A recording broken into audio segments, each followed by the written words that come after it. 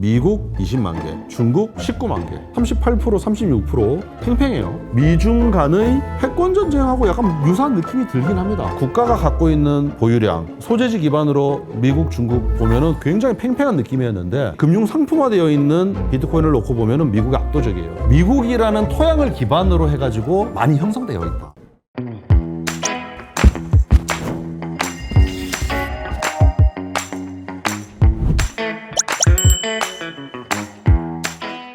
안녕하세요, 이호석입니다. 자, 오늘은 윤수목님 오랜만에 나와주셨습니다. 안녕하세요. 반갑습니다. 네, 그 위스퍼드 리서치 대표님, 윤수목 대표님입니다. 본인 소개 한번 부탁드리겠습니다. 전통 금융 자산을 좀 많이 경험하고 또 크립토 시장에 들어와서 또 크립토 시장도 어지간히 경험을 한 크립토 쪽으로 가신 지가 얼마나 돼요? 크립토 풀타임으로 한 지 한 7년 된 거죠. 7년인데. 네, 7년, 8년? 네. 8년 차인가? 네. 18년 말부터였으니까 아, 네. 네, 꽤 됐네요, 진짜. 아. 정부에서 연락 안 오나요? 정부에서 뭐 열린 뭐 이런 게 있긴 열렸죠. 하던데. 그래서 제가 써드리니까. 제가 근데 뭐 공무원이 되고 싶은 생각은 별로 공무원이 되고 없어요. 싶은 예, 뭐 생각은 자문위원 정도는 또 자문위원. 뭐 제가 국가에 도움이 된다면은 어쨌든 한국의 대응에 관한 얘기여서 아니 그래서 사실은 저도 이제 비트코인에 대해서 저도 이제 수목님 덕분에 이제 좀 빨리 알게 되고 열린 시각을 갖게 됐다는 측면에서 늘 이제 감사하게 생각하고 있는데 네. 근데 오늘은 이제 한국에서 어떻게 대응을 하는 게 좋을까에 대한 주제로 얘기를 해주실 것 같아요. 예, 제가 오늘 그 주제가 비트코인 수급의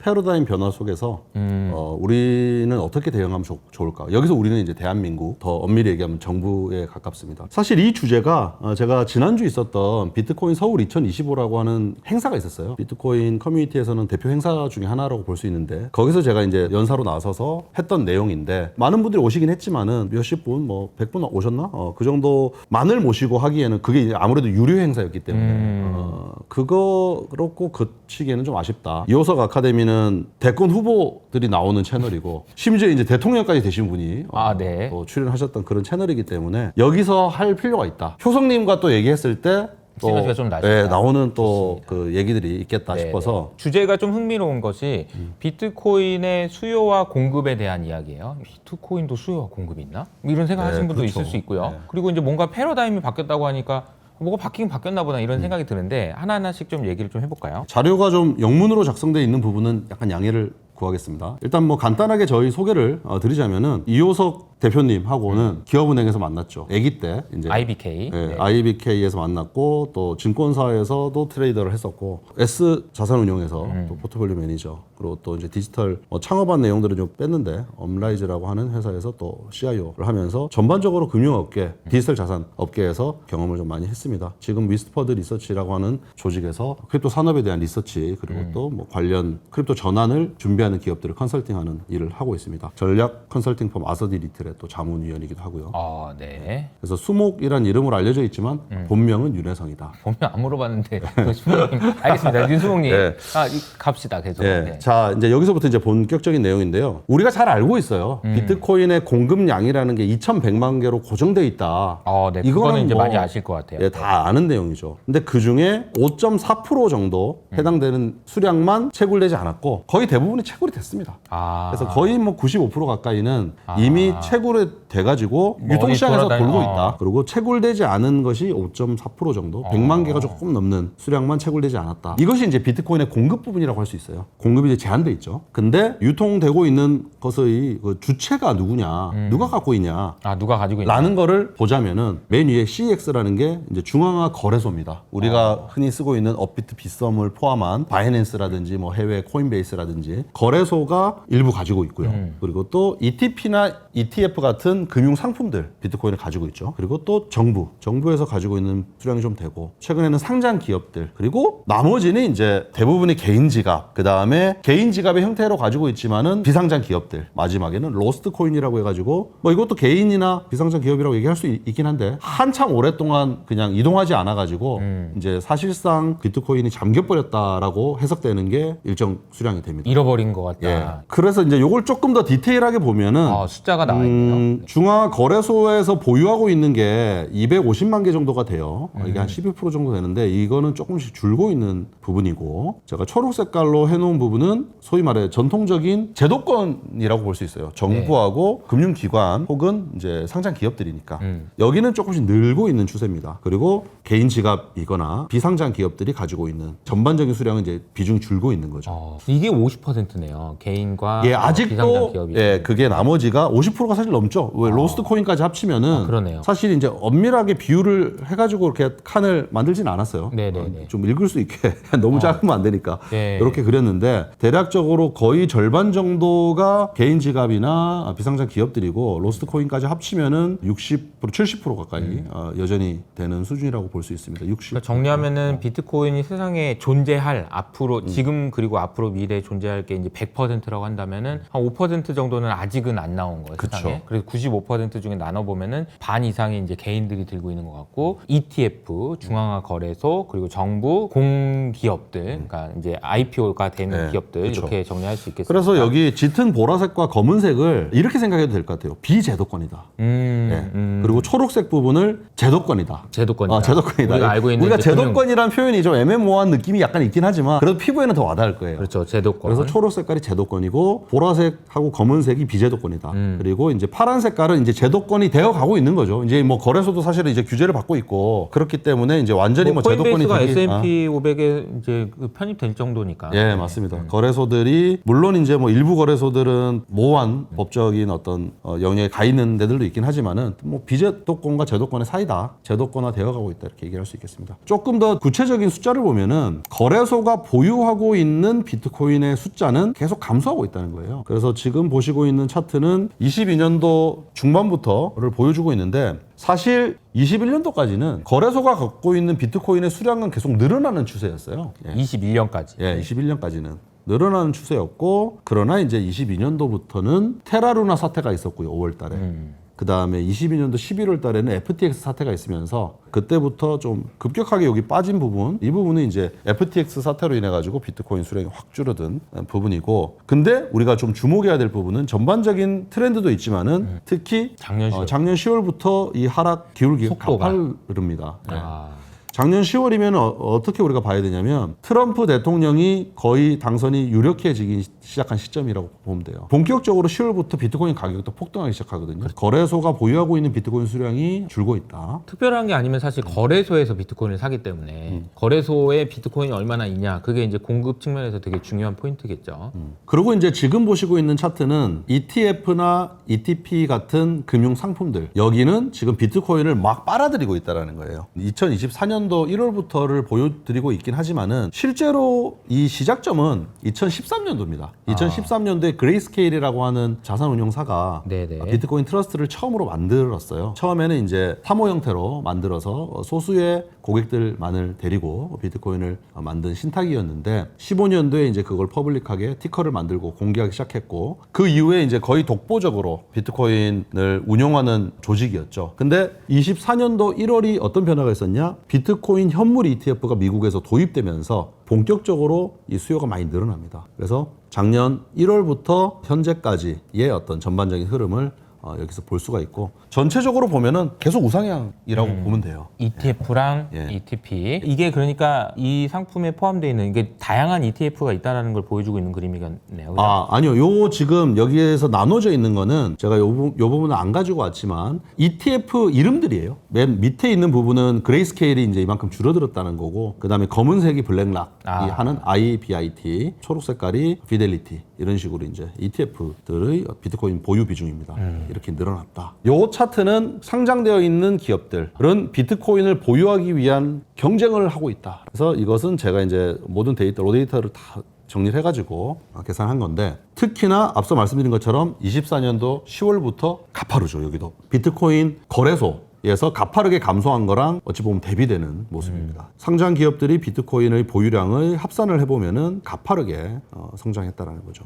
이게 개수가 늘어났다라는 것도 의미가 있는 거죠, 그죠? 그렇죠. 지금은 개수를 얘기하고 있는 겁니다. 2,100만 개 중에 거래소가 보유하고 있던 개수는 계속 줄어들고 뭐 가격이 올랐다 내렸다 하고 뭐 전면적으로 올랐지만 그러니까 이거는 이 그림은 아마 가격까지 감안해서 보면은 가격까지 감안하면 뭐 더 가파르죠. 왜냐하면 가격도 많이 올랐으니까. 올랐으니까요. 가운데가 있는 게 이제 2025년도인데 10년 전하고 향후 10년 뒤를 갖다가 한번 좀 대략적으로 그려보면 이런 모습이라는 거죠. 10년 전에는 비트코인이 채굴되지 않은 게 한 3분의 1 정도 됐어요. 지금 5%밖에 안 되지만 이때는 3분의 1 정도, 30%가 넘는 수량이 채굴되지 않았습니다. 두 번의 반감기를 거치면서 이게 확 줄어들었던 거고요. 그리고 로스트 코인 숫자도 지금보다는 적었죠. 반면 이제 개인 지갑이나 비상장 기업들이 가지고 있는 비율은 훨씬 높았고요. 그리고 지금 늘고 있는 금융 상품화되어 있는 ETF나 ETP에 담겨진 비트코인, 그리고 또 상장 기업이 가지고 있는 비트코인의 수량은 뭐 없었다고 봐도 무방할 수준이었고, 당시에도 정부가 압수한 비트코인이라든지 중앙화 거래소에서 거래되고 있는 비트코인 수량은 어느 정도 됐었습니다. 초록 색깔을 제가 제도권이라고 쉽게 표현을 했지만은 그 영역은 10년 사이에 많이 는 거고요. 비제도권이라고 할 수 있는 이 보라색과 검은색 부분은 많이 줄어든 것이고, 이게 10년이 지난다고 하면은 채굴되지 않은 비트코인의 수량은 훨씬 더 줄어들 거고요. 비제도권의 영역은 정말로 좀 많이 줄어들 있을 것으로 보입니다.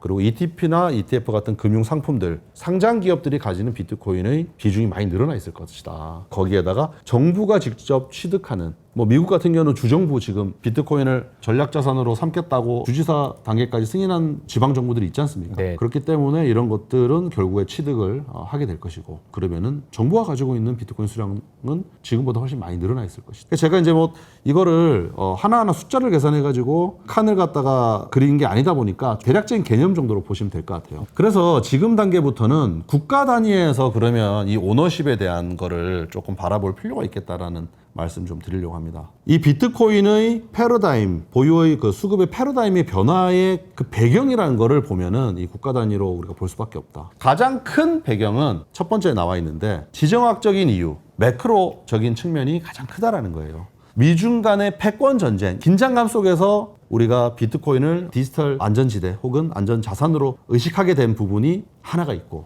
두 번째가 미국의 달러 부채 늘어나는데 이거 달러 헤게모니 약해지면 그쵸. 우리는 안전자산 뭐 금이라든지 비트코인 가지고 있어야 되는 거 아니야? 이것 또한 굉장히 크다라는 거죠. 그게 우리가 늘 얘기하는 건데 요즘에 피부로 와닿기로는 이 얘기를 하시는 분들이 꽤 많아졌다. 아, 이제는 너무 처음에 많습니다. 이제 2018년에는 뭔 소리야 이랬는데 요즘에는 꽤 많은 분들이 이런 얘기를 하고 있고, 네. 그런 얘기를 했을 때 극렬하게 반대. 과거는 뭐 극렬한 반대였죠. 거의 뭐 무슨 디지털 아유, 아직도 이제 뭐 저희 친한 분 중에 그런 분이 있잖아요. 근데 아무튼 그 지금은 많이 달라진 것 같다. 네. 그래서 이게 비트코인의 디지털 골드로서의 리레이팅이 되고 있는 가장 중요한 어떤 배경이라고 그런 과정에 볼 수가 있다고 있고, 봐야겠죠. 그리고 이제 이런 배경 속에서 지금 미국의 네. 트럼프 정부 같은 경우는 유세 단계에서부터 이미 이제 친크립토 정책을 펼치겠다고 강하게 얘기를 했고, 실제로 대통령이 작년 말에 된 이후에 굉장히 좀 빠른 속도로 지금 친크립토 정책을 펼치고 있죠. 그 과정에서 규제 환경이 많이 바뀌고 있다는 거죠. 예. 트럼프 정부의 크립토 친화적인 어떤 변화. 거기에다가 이제 더하여서 작년 1월에 비트코인 현물 ETF가 도입되고, 그 다음에 작년 12월부터 미국의 회계 기준이 디지털 자산들을 상장 기업들이 취득하는 것들을 이제 회계적으로 반영을 함에 있어서 이제 친화적으로 바뀐 거죠. 과거에 이제 무형 자산으로 밖에 반영할 수가 없어서 가치가 상승한 부분을 재무제표에 반영하지 못하고, 또 반대로 가격 하락했을 때는 손상 차손으로 손실을 반영해야 돼 가지고 마치 적자 기업 장기 적자인 것처럼 이렇게 되는 이런 부분들이 그러니까 이제 비트코인 가격이 오르기도 하고 떨어지는데 이렇게 해서 떨어지면 반영하고 올라가면 반영하지 마. 그럼 이제 비트코인 가격이 여기 있는데 이걸 이 정도의 가격에 평가해야 그쵸. 되니까 네. 기업들 입장에서는 기업들이 편입하는 건 너무 부담스러운 거죠. 야 이거 한 번 까딱 빠졌다 잘못했다가는 잘 나가다 한 번 빠지면은 그냥 그 가격이 돼버리는 거니까. 재무제표 상으로 되게 이제 안 좋은 모습이 돼버리니까 부담스러웠는데, 이런 부분들이 이제 많이 바뀌었다. 거기에다가 스트래티지 같은 기업이 하고 있는 이 전략들이 이제는 기업 가치 증대에 실질적인 도움이 된다라는 거를 좀 증명을 해버렸고, 그거를 좀 따라하는 기업들이 늘어나기 시작한 거죠. 기업의 재무 전략의 일환으로서 비트코인을 고려하는 기업들이 많이 늘어났다. 그래서 이런 것들이 이제 비트코인을 디지털 골드로서 새롭게 바라보게 되는, 비트코인을 리레이팅하게 되는 시장의 배경이라고 볼 수 있겠습니다. 그럼 결국에는 이제 이게 국가 단위의 어떤 얘기를 안 할 수가 없는 거예요. 미중 간의 패권 전쟁이라는 게 만약에 없었다면, 달러 헤게모니에 대한 불안감이 없었다면은 사실 이런 변화들이 그 밑에 있는 것들이 사실 얘기가 안 되는 거거든요. 이렇게까지 되더라도- 가속화되진 않았죠. 그렇지. 속도가. 느리겠지. 그죠? 그렇죠.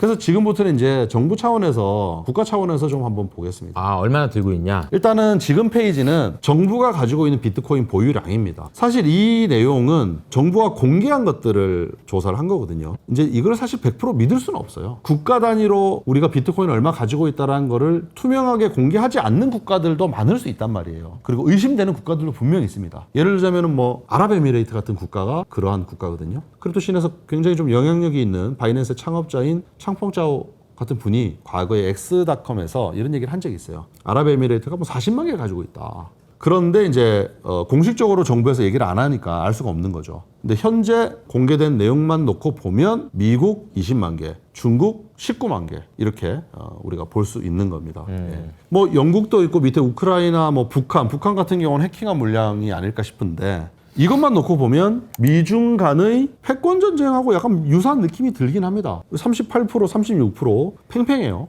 미국에서도 이제는 비트코인 보유량을 공개하는 것에 대해서 좀 고민할 필요가 있다는 얘기가 나오고 있습니다. 신시아 루미스 상원 의원도 최근에 이제 비트코인 컨퍼런스에서 그런 얘기를 했어요. 정부 보유량에 대해서 좀 고민할 필요는 있겠지만 어쨌든 팽팽한 모습 보이고 있다. 국가별로 비트코인 거래소의 보유량을 국가별로 소재지 기반으로 한번 본 내용입니다.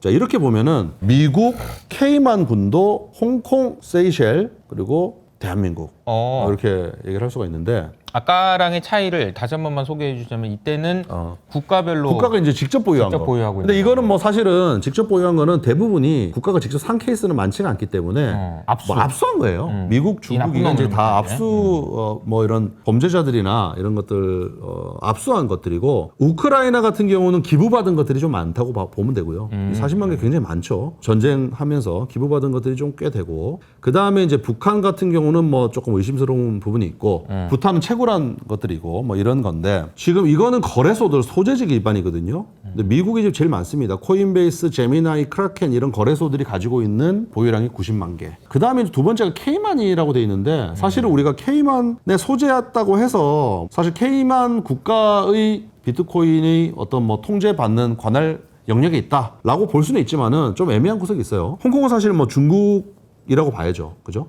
그리고 세이셸, 여기도 좀 애매합니다. 그래서 케이만과 세이셸으로 분류된 거래소가 어딘가를 보면은, 케이만은 바이낸스, 게이트.io, 비트마트, 그리고 세이셸 같은 경우는 OKX, 비트맥스, 비트겟, HTX, 쿠코인 이런 거래소들인데, 이 거래소들 중에 비트맥스를 제외하고 나면 창업자들이 다 중국계예요. 그러니까 중국계 거래소들이라고 봐도 무방하다. 그러면은 23% 케이맨, 그리고 홍콩, 그리고 세이셸, 여기 전반적으로가 다 중국 혹은 중국계 거래소다라고 볼 수 있는 거죠. 그리고 이제 여기는 미국 37%, 그리고 이게 거의 한 절반. 나머지가 이제 8%가 대한민국입니다.